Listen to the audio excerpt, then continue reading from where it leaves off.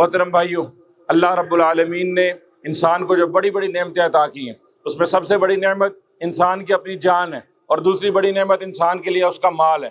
جان اور مال یہ دو انسان کی نعمتوں میں بڑی بڑی نعمتیں ہیں۔ اللہ رب العالمین کا دیا ہوا سب کچھ جو ہے بندے کے پاس وہ ایک امانت ہے۔ اللہ جب چاہے بندے سے مانگ لے، جان مانگ لے چاہے مال مانگ لے۔ بندہ مومن وہ ہے جو اللہ کی عطا کردہ چیز کو خوشی سے خرچ کرے، خوشی سے ادا کرے، تو بھی خالص اللہ کے لیے، اور اگر کوئی چیز اس سے حادثاتی طور پہ چھن جائے تو بھی وہ کیا کرتا ہے؟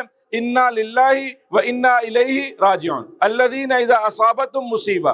اللہ کے بندے وہ ہیں، مسلمان وہ ہیں، ان کو کوئی مصیبت بھی پہنچتی ہے، کوئی اچانک آفت پہنچتی ہے تو کیا کہتے ہیں؟ انا للہ و انا الیہ راجعون۔ عبادات کا اصل مغز یہ ہے، اللہ نے جو کچھ دیا ہے وہ اللہ کے بتائے ہوئے طریقے سے خرچ کرنا، مال بھی اور جان بھی۔ ہم جتنی عبادات کرتے ہیں، کچھ عبادتوں میں جان خرچ کرتے ہیں، کچھ میں مال خرچ کرتے ہیں۔ نماز پڑھتے ہیں، جان خرچ ہوتی ہے، جسمانی عبادت ہے۔ زکوٰۃ ہے، مالی عبادت ہے۔ روزہ ہے، وہ بھی جسمانی عبادت ہے۔ لیکن ایک عبادت ایسی ہے، حج، جس کے دن یہ چل رہے جو حج کے ایام ہے، ایسی عبادت ہے جس میں جسم بھی، جان بھی خرچ ہوتی ہے، مال بھی خرچ ہوتا ہے۔ اور دوسری عبادت قربانی کی عبادت ہے، جس میں جان بھی خرچ ہوتی ہے، مال بھی خرچ ہوتا ہے۔ جان تو جانور کی جاتی ہے، لیکن اس کے پیچھے فلسفہ کیا ہے کہ یہ اولادوں کی قربانی ہے، یہ تمہارے اپنے سب سے پیاروں کی قربانی اللہ رب العالمین مانگتے ہیں۔ ہمارے ہاں عبادات جو ہیں وہ عبادات کا میں رسمیں، رسم وہ ہوتی ہے جیسے عبادت میں سے روح نکال لی جائے تو پیچھے رسم بچتی ہے، جیسے کسی انسان کے جسم میں سے روح نکل جائے پیچھے جسد بچتا ہے۔ مانگ مانگ کر اللہ سے بیٹا لیا ہو، 20 سال بعد اللہ تعالیٰ کسی کو اولاد دے، اگر اس کے جسم سے روح نکل جائے تو کوئی بندہ اس کو گھر رکھنے پہ تیار ہوگا؟ نہیں، اس کو بلکہ نام بھی کوئی نہیں لیتا۔ میں اگر آج زندہ ہوں، میں مر جاؤں گا، 1 منٹ کے بعد لوگ مجھے عبدالرب کہہ کر نہیں مخاطب کریں گے، لوگ کہیں گے میت ہے، جلدی کرو، میت نو لے آؤ، میت نو نواؤ، میت کا جنازہ پڑھو۔ لوگ نام لینا بھی پسند نہیں کرتے۔ اس سے کیا بات سمجھ آتی ہے کہ ہمارے جسم میں جب تک روح ہے تب تک اس جسم کی ویلیو ہے۔ عبادات کے اندر جب تک روح ہوتی ہے تب تک ان عبادات کی ویلیو ہے۔ قربانی ہو جائے یا اور بھی بہت ساری عبادات، وہ روح سے خالی ہیں۔ اور روح کیا ہے عبادات کی؟ وہ اصل میں تقویٰ ہے، اللہ کے لیے۔ لن ینال اللہ لحومها ولا دماؤها ولکن ینال التقویٰ منکم۔ اللہ کو بڑے بڑے خوبصورت جانور اللہ کو نہیں چاہیے، زیادہ گوشت نکالنے والے جانور اللہ کو نہیں چاہیے، خون کی پھوار دھار کتنی دور تک جاتی ہے اللہ کو یہ نہیں چاہیے۔ نہ اللہ کو خون پہنچتا ہے، نہ اللہ کو گوشت قربانیاں۔ گوشت کہاں پہنچتا ہے یہ آپ کو بھی پتہ ہے، مجھے بھی پتہ ہے، ناراض نہ ہو جائیں، وہ الگ بات ہے کہ ہم گوشت کو محفوظ کریں، لوگوں میں تقسیم کریں یا کیا کریں، لیکن اللہ کو یہ چیز نہیں پہنچتی۔ اللہ کو کیا پہنچتا ہے؟ تیرے دل میں کیا ہے۔ لن ینالوا التقویٰ منکم، اللہ کو پہنچتی ہے عبادت کی روح، کہ یہ تو نے کس لیے کیا۔ انا للہ بھی جب ہم پڑھتے ہیں تب بھی ایسے، ان صلاتی و نسکی انی وجہت وجہی للذی، یہ جو میرا کی رٹ ہوتی ہے نا بندے کو، بڑی بھول ہوتی ہے۔ میرا مال، میری اولاد، میری جان، میری صلاحیت، میری کمائی، انسان کے پاس میرا ککھ بھی نہیں، سب کچھ دیا ہوا اللہ رب العالمین کا ہے۔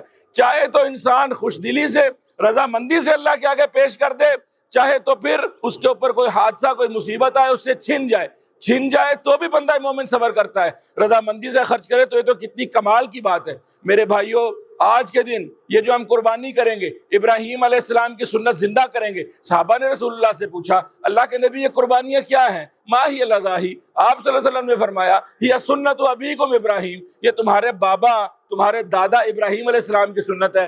ابراہیم علیہ السلام کون تھے؟ ابراہیم علیہ السلام کا لمبا چوڑا تعارف قرآن میں ہے، لیکن وہ ابراہیم علیہ السلام جنہوں نے اللہ کے لیے ہر چیز کی قربانی دی۔ بھائیو، صرف جانور کی قربانی نہیں، اسلام تو وہ دین ہے۔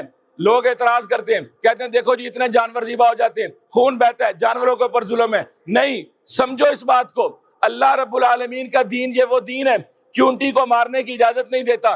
رسول اللہ صلی اللہ علیہ وسلم نے جس گدھے کے اوپر سامان زیادہ لادا جاتا تھا، کھانا کم کھلایا جاتا تھا، اس کے مالک کو ڈانٹا۔ جانوروں کے اوپر رحم کرنا اسلام کا بنیادی اصول ہے۔ جو بندہ جانوروں پر رحم نہیں کرتا، آپ صلی اللہ علیہ وسلم یہ ہم میں سے نہیں۔ بلی کو ایک شخص نے باندھے رکھا، وہ بلی بھوک سے مر گئی، وہ بندہ جہنم میں گیا۔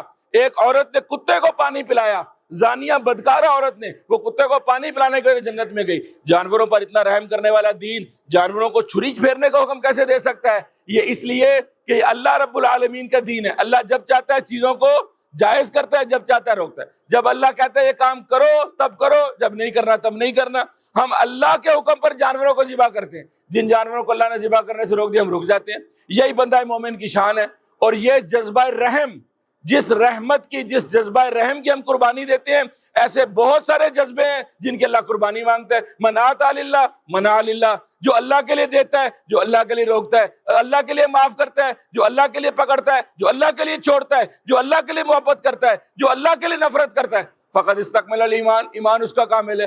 آج قربانی کرتے ہوئے بھائیو، یہ قربانیاں بھی اللہ کے لیے، نہ صرف ہماری جانیں، نہ صرف ہمارے مال اللہ کے لیے، نہ ہماری اولادیں، ہر چیز اللہ کے لیے جب ہو جائے گی تو ہماری قربانیاں انشاءاللہ قبول ہو جائیں گی. اور صرف قربانیاں ہی نہیں، ہمارے جذبے بھی، اپنی اناؤں کی قربانی، اپنے ریاؤں کی قربانی، اپنے نفرتوں کی قربانی، اپنی محبتوں کی قربانی، انسان کے اندر جتنے جذبات ہیں وہ بھی اللہ کے لیے. میں اللہ کے لیے معاف کرتا ہوں، میں اللہ کے لیے محبت کرتا ہوں، نفرت بھی اللہ کے لیے کرتا ہوں، غصہ بھی اللہ کے لیے کرتا ہوں، کسی کو دیتا ہوں تو اللہ کے لیے، کسی سے روک لیتا ہوں تو اللہ کے لیے. بندہ مومن کی ساری زندگی کا خلاصہ یہ ہے. تو محترم بھائیو، عید کے دن کا یہ پیغام ہے، قربانی کا یہ فلسفہ ہے کہ ہم اپنی زندگیوں میں اس بات کو سیکھیں کہ یہ بڑے بڑے جانور، یہ جو ہم اللہ کے نام پر آج ذبح کریں گے، دعا ہم مانگیں گے وجہت وجہی للذی، اللہ تیرے لیے، اللہ یہ جانور بھی تیرے لیے، مال تیرے لیے، اللہ ہم تیرے لیے، ہماری اولادیں تیرے لیے، ہماری ساری باتوں کو قبول و منظور فرما. اللہ رب العالمین سے دعا ہے کہ اللہ تعالیٰ ہمیں اپنی نیتوں کو خالص کرنے کی توفیق عطا فرمائے. دلوں کے اندر جو کھوٹ کسوٹ ہے اللہ تعالیٰ اس کو صاف فرمائے، اور ہماری قربانیوں کو، ہماری عبادتوں کو قبول و منظور فرمائے. جو ہم اپنی جانیں خرچ کرتے ہیں، جو اپنے مال خرچ کرتے ہیں، اتنی قربانی کرنے والے لوگ موجود ہیں لیکن اتنے نماز پڑھنے والے نہیں ہیں. اتنی قربانی کرنے والے لوگ موجود ہیں لیکن زکوٰۃ نہیں دیتے، فرض نہیں ادا کرتے. لیکن ایک ایسی عبادت جو مستحب عبادت ہے، اس عبادت کی بڑی فضیلت ہے لیکن وہ فرض نہیں ہے. اس کو اگر کوئی شخص چھوڑ بھی دے گا تو اللہ تعالیٰ اس کو معاف کر دے گا. نماز کے تارک کو اللہ معاف نہیں کرے گا، زکوٰۃ کے تارک کو اللہ معاف نہیں کرے گا. جس پر حج فرض ہے وہ حج نہیں کرتا، اللہ اس کو معاف نہیں کرے گا.